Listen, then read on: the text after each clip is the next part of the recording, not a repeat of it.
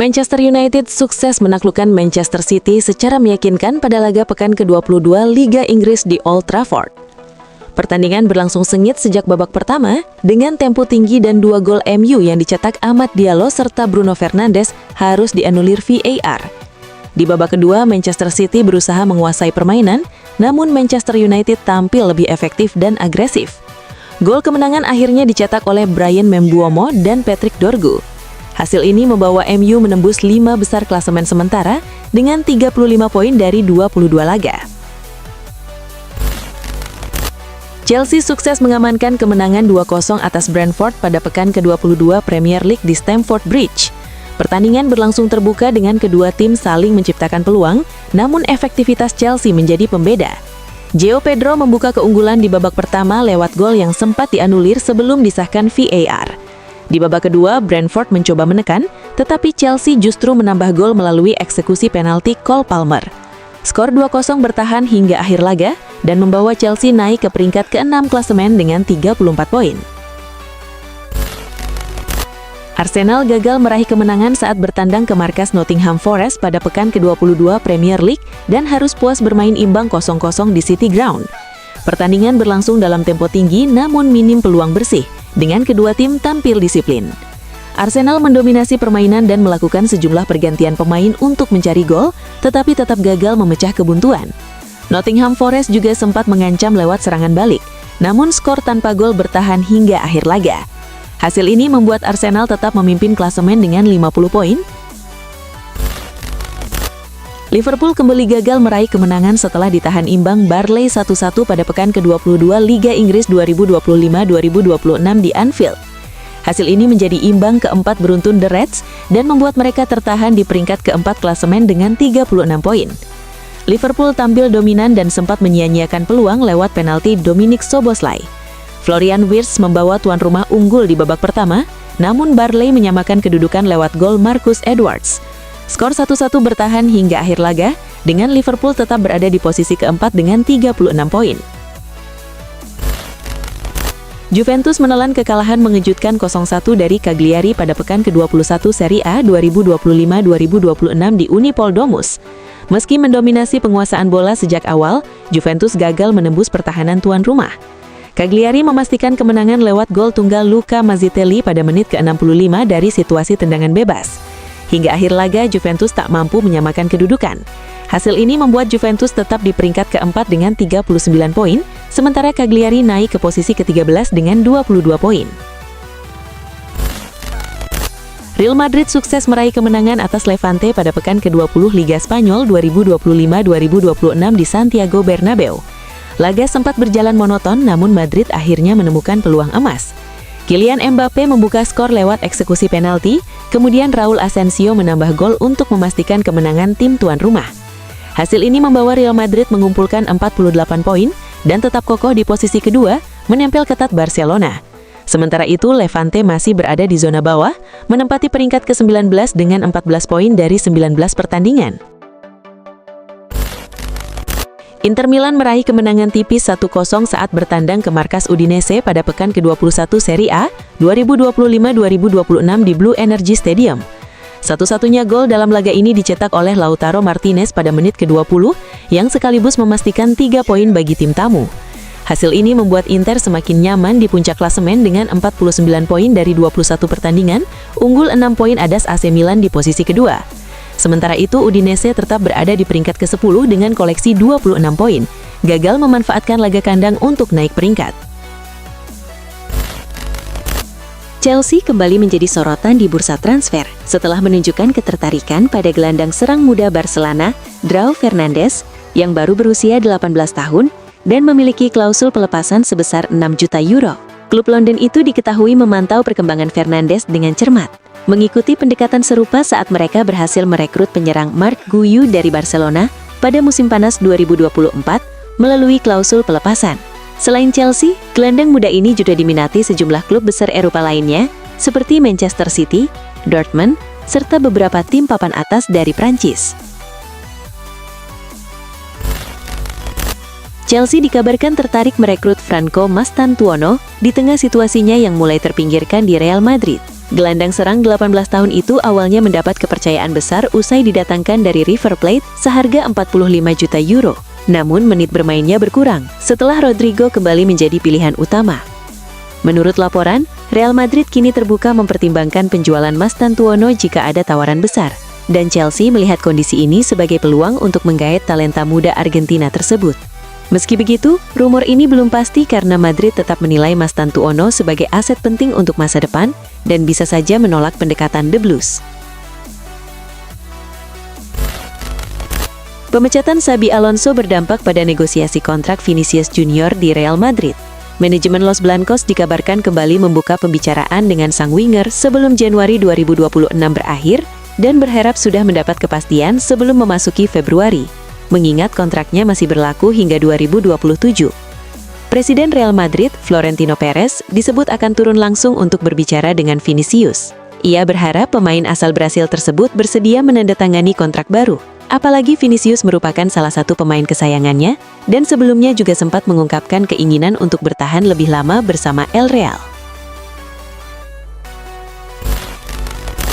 Fiorentina tengah berada di bawah tekanan untuk mempertahankan bek muda Nicolo Fortini yang kini diminati oleh dua klub besar Italia, Juventus dan AS Roma, dengan nilai sekitar 15 hingga 20 juta euro dan kontrak hingga 2027.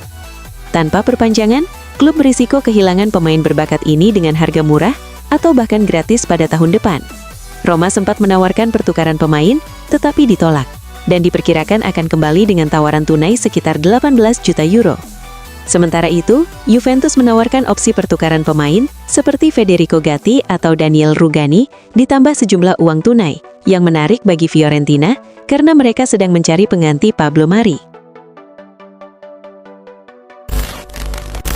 FC Barcelona tengah sibuk merencanakan skuad mereka untuk musim depan dengan fokus utama pada dua area, yakni bek tengah berkaki kiri dan penyerang baru.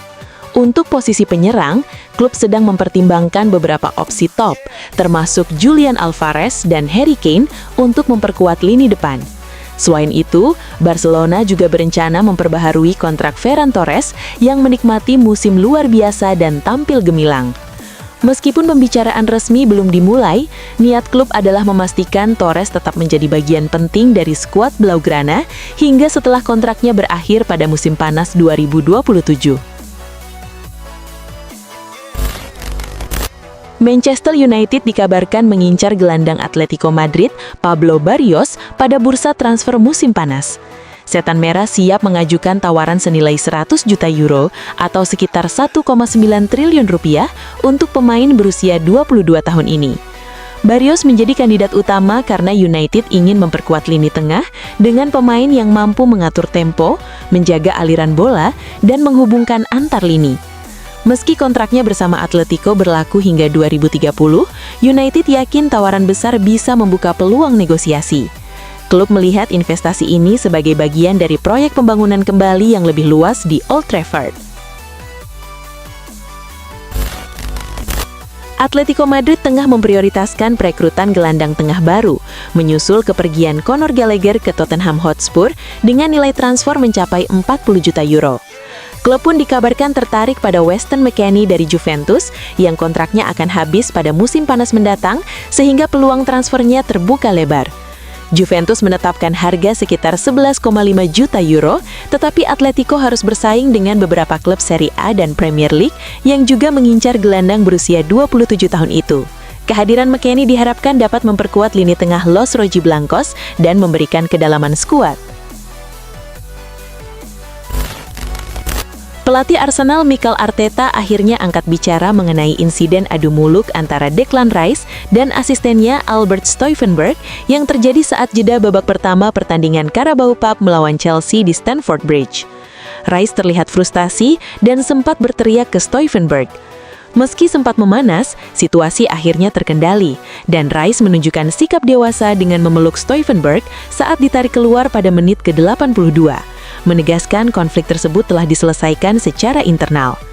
Dalam konferensi pers, Arteta menegaskan bahwa semuanya sudah baik-baik saja dan tidak ada masalah yang berlarut-larut. Tottenham Hotspur kini bersaing dengan Manchester United untuk merekrut gelandang Middlesbrough, Hayden Hackney, setelah lini tengah mereka diperkuat Conor Gallagher pasca cedera Rodrigo Bentancur. Spurs telah memantau Hackney yang berusia 23 tahun sebagai opsi tambahan, sementara United juga tertarik karena Michael Carrick mengaguminya dari masa kerjasama sebelumnya. Meskipun diminati beberapa klub, Middlesbrough enggan melepas Hackney di tengah musim karena mereka sedang bersaing untuk promosi, berada di posisi kedua Championship, dan kontraknya baru berakhir akhir musim depan. Inter Milan mulai menyiapkan rencana besar menjelang bursa transfer musim panas mendatang dengan target utama merekrut bintang muda Como, Nico Paz. Menurut laporan Corriere dello Sport, manajemen klub telah membangun fondasi untuk transfer ini sejak jauh hari, memproyeksikannya sebagai langkah pernyataan yang akan menegaskan arah baru proyek Nerazzurri pasca musim ini. Kehadiran Paz diharapkan tidak hanya menambah kualitas di lini tengah atau serangan, tetapi juga menjadi simbol ambisi Inter untuk memperkuat skuad dengan talenta muda berbakat. Leeds United mulai bergerak aktif di bursa transfer Januari untuk memperkuat lini serang dengan menjadikan Noah Lang dari Napoli sebagai opsi pinjaman. Leeds sendiri siap menanggung gaji Lang sekitar 2,5 juta euro per musim, ditambah bonus sekitar 300.000 euro. Namun tantangan terbesar adalah meyakinkan Napoli dan sang pemain agar setuju dengan kepindahan sementara ini. Klub melihat peluang untuk meyakinkan Lang dengan menawarkan proyek jangka pendek di Premier League sambil memanfaatkan momentum performa positif tim untuk memperkuat skuad dan menjauh dari zona degradasi. Liverpool tengah menyusun rencana jangka panjang untuk memperkuat lini pertahanan mereka, dengan Mickey van de Ven masuk dalam radar sebagai calon pengganti Virgil van Dijk di masa depan. Bek asal Belanda tersebut dinilai memiliki karakter yang sesuai dengan sistem permainan The Reds, terutama dari segi kecepatan dan kemampuan membaca permainan. Dari sisi pemain, sinyal yang diberikan cukup positif, karena Van de Ven dikabarkan terbuka untuk bergabung. Meski masih terikat kontrak hingga 2027, ia disebut siap mempertimbangkan kepindahan pada bursa transfer musim panas mendatang, sehingga memberi peluang bagi Liverpool untuk mulai melakukan pendekatan serius. Oliver Glasner memastikan kebersamaannya dengan Crystal Palace akan berakhir pada penghujung musim ini setelah memilih tidak memperpanjang kontraknya yang habis pada Juni mendatang. Manajer asal Austria tersebut telah menyampaikan keputusannya kepada manajemen klub sejak beberapa bulan lalu karena ingin mencari tantangan baru. Situasi ini membuat Glasner masuk radar Manchester United yang tengah berburu manajer jangka panjang usai memecat Ruben Amorim dan menunjuk Michael Carrick sebagai pelatih interim. Kesamaan filosofi bermain, terutama penggunaan skema 3-4-3, membuat Glasner dinilai cocok dengan arah yang ingin dibangun Setan Merah. Liverpool dikabarkan mulai serius memantau situasi Frenkie de Jong di Barcelona dan mempertimbangkan langkah mengejutkan pada bursa transfer Januari untuk memperkuat lini tengah mereka. Gelandang asal Belanda itu dinilai sangat cocok untuk menambah kontrol permainan, kreativitas, dan ketenangan di sektor tengah The Reds. Kondisi finansial Barcelona membuat klub Katalan terbuka untuk membahas kemungkinan transfer, sementara De Jong disebut terbuka untuk mencari tantangan baru jika proyek yang ditawarkan sesuai dengan ambisinya. Jika terwujud, kepindahan ini berpotensi menjadi salah satu transfer paling mengejutkan dan menarik perhatian di bursa Januari. Juventus masih aktif mencari penyerang baru untuk memperkuat lini depan dan menjadi pelapis Kenan Yildiz. Klub pun kini dikabarkan kembali melakukan pendekatan terhadap Daniel Maldini, putra legenda AC Milan Paolo Maldini, yang saat ini bermain untuk Atalanta. Maldini menjadi alternatif utama bagi Juventus jika transfer Chiesa gagal, dan saat ini kedua klub tengah membahas nilai transfer serta proyek jangka panjang untuk pemain muda tersebut. Kehadiran Maldini diharapkan tidak hanya menambah kedalaman skuad, tetapi juga memberikan fleksibilitas dan opsi tambahan di lini serang Juve, sekaligus memperkuat komposisi pemain muda yang bisa berkembang menjadi bagian penting dari tim di masa depan. Chelsea baru-baru ini dikabarkan melakukan kontak langsung dengan Rennes terkait bek Jeremy Jacquet, menurut jurnalis Fabrizio Romano.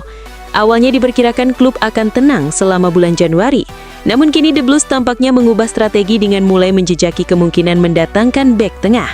Langkah ini menunjukkan ambisi Chelsea untuk memperkuat lini belakang, menambah kedalaman skuad, dan memastikan tim memiliki opsi tambahan di posisi kunci menjelang paruh kedua musim. Sumber yang sama juga menyebutkan bahwa negosiasi awal sudah berlangsung, dan klub siap bergerak cepat jika kondisi transfer memungkinkan. Arsenal berhasil memanfaatkan investasi besar pada Eberechi Eze, Martin Zubimendi, dan Victor Gyökeres pada bursa transfer musim panas lalu, yang membawa tim menempati puncak klasemen setelah 21 pertandingan musim ini. Meski performa tim positif, manajer Mikel Arteta dikabarkan masih ingin memperkuat skuadnya lebih jauh, terutama di posisi sayap kiri menjelang bursa transfer musim panas mendatang. Beberapa nama dikaitkan dengan The Gunners, salah satunya adalah Anthony Gordon dari Newcastle United. Pengalaman Anthony Gordon di Everton sebelumnya dan sekarang di Newcastle United membuatnya tetap menjadi prioritas utama dalam daftar pemain sayap kiri Arsenal. Jurgen Klopp muncul sebagai kandidat jangka panjang untuk kursi pelatih Real Madrid setelah musim ini. Reputasi Klopp dalam membangun tim dengan identitas kuat, seperti yang ia lakukan bersama Liverpool, membuatnya menjadi opsi utama bagi para petinggi Madrid. Namun, ada kendala besar. Klopp disebut tidak menyukai profil permainan Vinicius dan bahkan menjadikan kepergian pemain Brasil itu sebagai syarat jika diminta mengambil alih kursi pelatih. Ia menilai Vinicius tidak sepenuhnya sesuai dengan filosofi taktisnya yang menekankan disiplin, intensitas kolektif, dan kepatuhan penuh pada sistem permainan.